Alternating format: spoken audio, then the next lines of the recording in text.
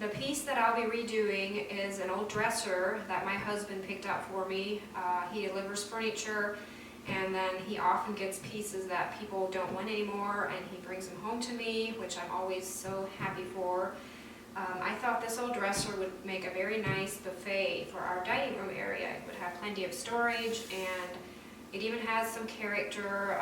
There's some grooves on the doors, and I even thought maybe the handles and knobs might have some potential. I'm not quite sure what I'll do with it yet, but I know that I will start out with painting the base and the doors and drawers white. I'm going to leave the top stained for now, and I'm going to see how it looks after the bottom is painted. So the first thing I'll need to do is remove the drawers and the hinges and the doors and all the hardware, and we'll go from there.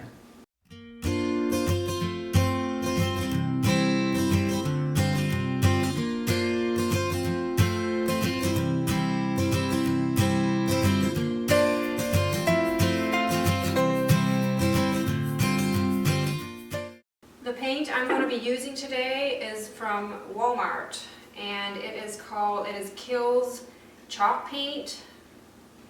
I don't do a lot of preparation for my surfaces. I don't follow a lot of rules when it comes to painting, but basically I'm just going to use this crud cutter and go over everything, just make sure all the dirt's off, and this does actually dull it up a bit to make so the paint sticks better.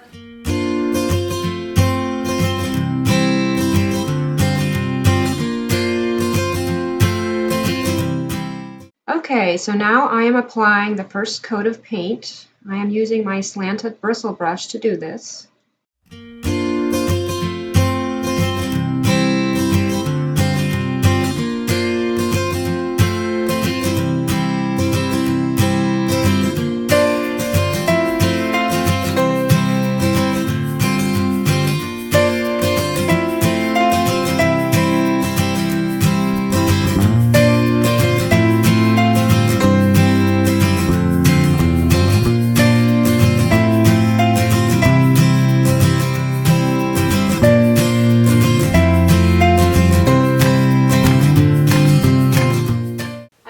To do the inside edges on these pieces here in the middle. I don't always do that, but for this piece I will.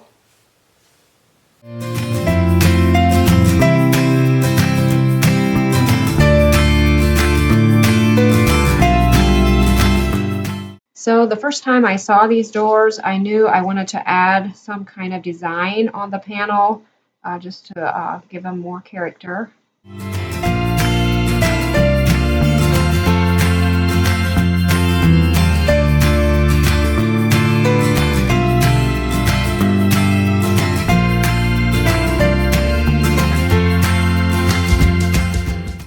Okay, so here it is after one coat of paint.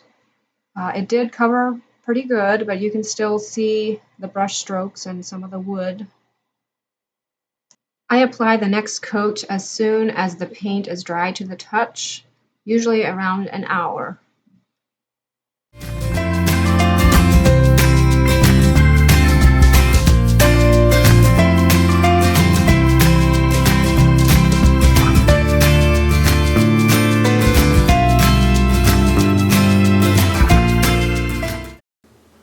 So here we are the next day, and this piece has gotten 2 coats, and it still kind of looks like it could use another coat. So I'm going to give it 3 coats, and I'm going to sand in between my second and third coat here just to make it nice and smooth and to make so the brush strokes don't show through as much.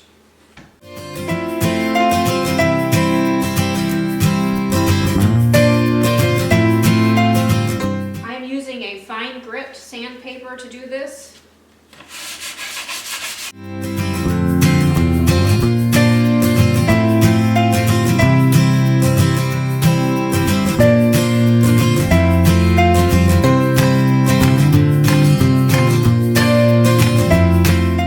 As I apply the third and final coat, I try to make sure to smooth out all the paint and leave no drips since it is the final coat.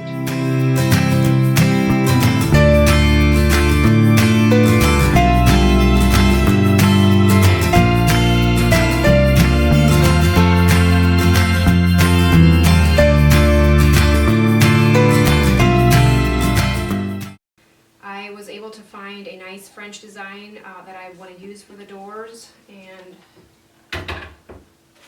this is the design that I'm going to go with.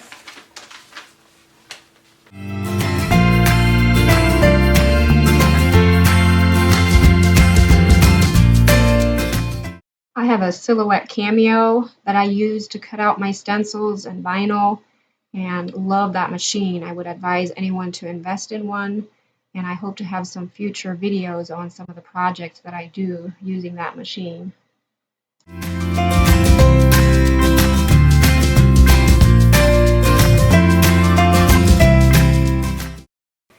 The paint I'm going to use is just from Walmart, the craft section at Walmart, and it is black.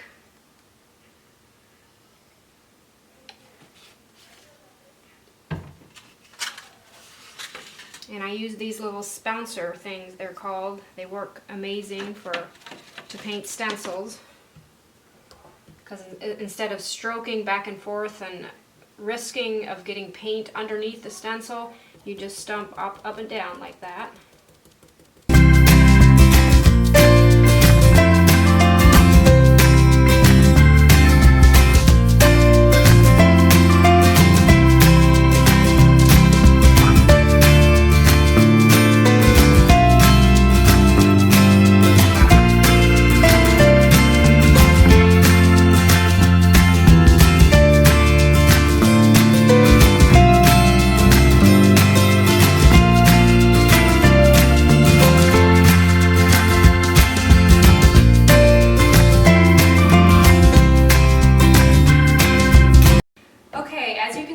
I did end up painting the top. I just did not like the orangish color with the white, and I was painting anyway. I thought, why not just paint it? So I gave it 3 coats of the paint, the chalk paint.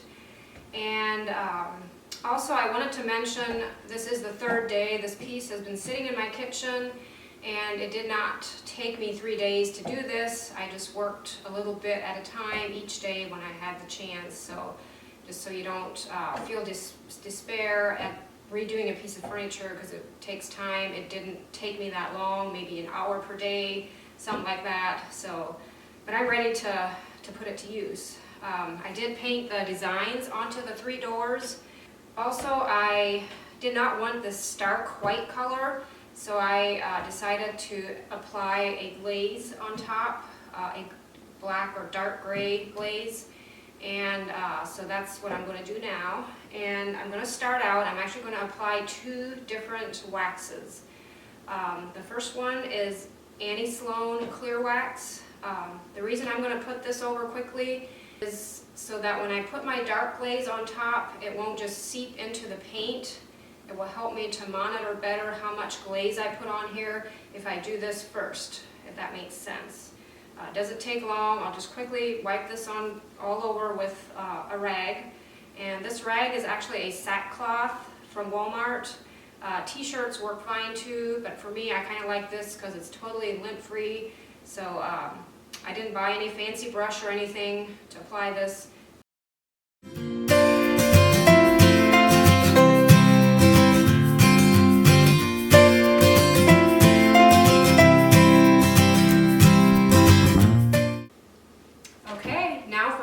Step and the finish.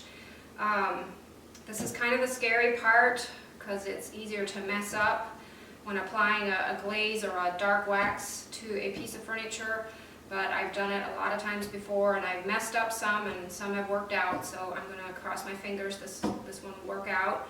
I'm going to use Valspar sealing wax, it's called. It's more like a glaze. I'm not sure why they call it a wax, but it says, yeah, sealing wax on the can. And again, I don't follow directions in using the same brands of paints or waxes or stains or finishes, whatever.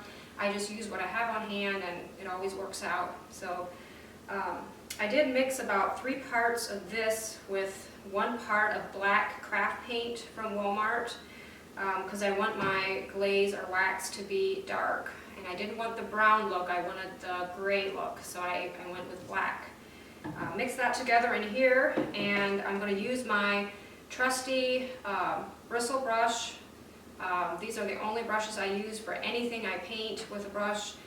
It's the slanted kind, the same one I used for the piece when I painted the white. And I think it's maybe 2.5 inches, Worcester brand paintbrush. Love it. Okay, you don't want to put a lot of glaze on your brush, just a little bit, and then wipe most of it off. It's always better to go less, and then if you want more, add more.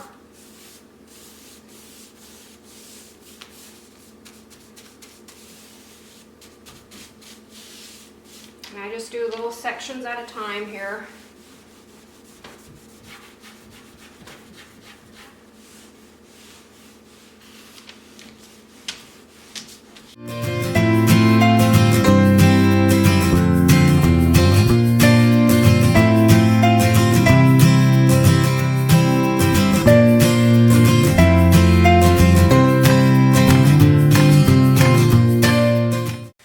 Okay, I did decide to change my rag into a t-shirt rag instead of the sackcloth rag. That one worked well for the Annie Sloan clear wax, but I think for this I need something that will absorb a little more because I do want to rub most of it off, most of the glaze. So we'll see how this will work.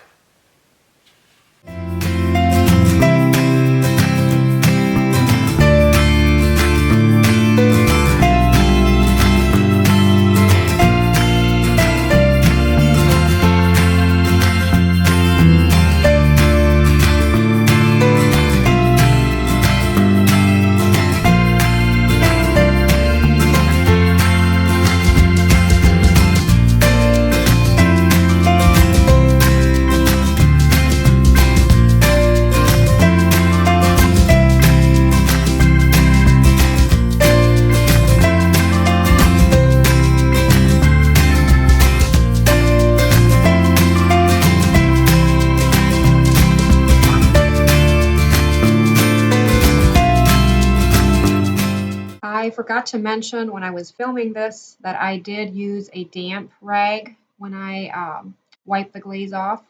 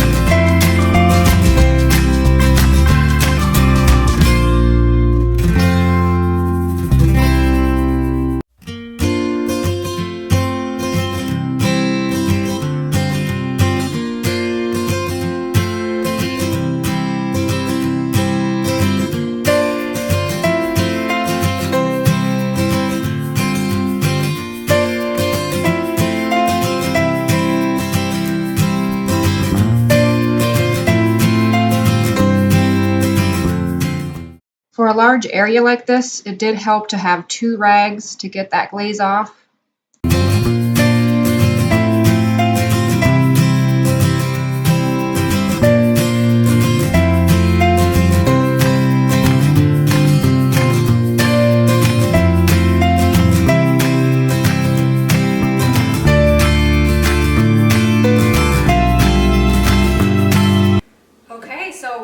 Done here. I'm excited to use this piece. I am really excited about all the storage I'm going to have in here because I can always use more storage here in the kitchen dining room area, and I think everything went pretty well. It's not perfect, but you know, the paint and glaze method, I always tell myself, isn't supposed to be perfect. It wouldn't look right if everything was just perfect. So but I think it turned out pretty good. I love the character on the doors. I love the grooves. There's also some grooves on the front, which you probably saw, but that really brings out the glaze if you have any grooves and stuff on your piece. But I did also spray paint the hardware. I could have gotten nice new hardware for this, but I didn't want to spend money on it. I wanted to use what I had, so I gave it a coat of this Rust-Oleum. It's called the Oil Rubbed Bronze. I thought that would look kind of nice on it. There were white pieces also. I kept those white, but the rest of like the hinges and the handles I spray painted with this. So we'll see how it looks once it's put on. Okay, so I should have gotten other screws so I don't have to use these straight ones because they do take a lot of time to put back on, but I didn't remember to get any, so I'll just have to use these.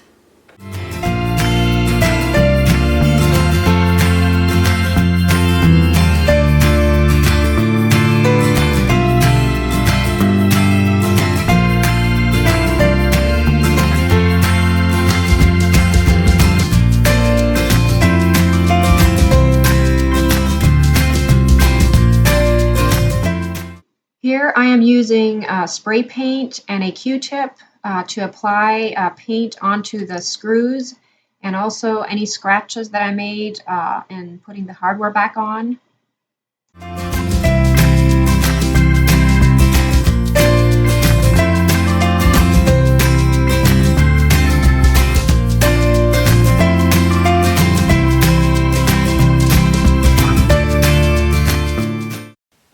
So here is the end result of my buffet, and I think everything went well with it.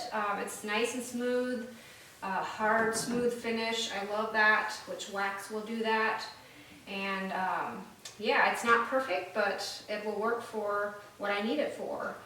I hope you enjoyed this tutorial and are inspired to try something like this on your own.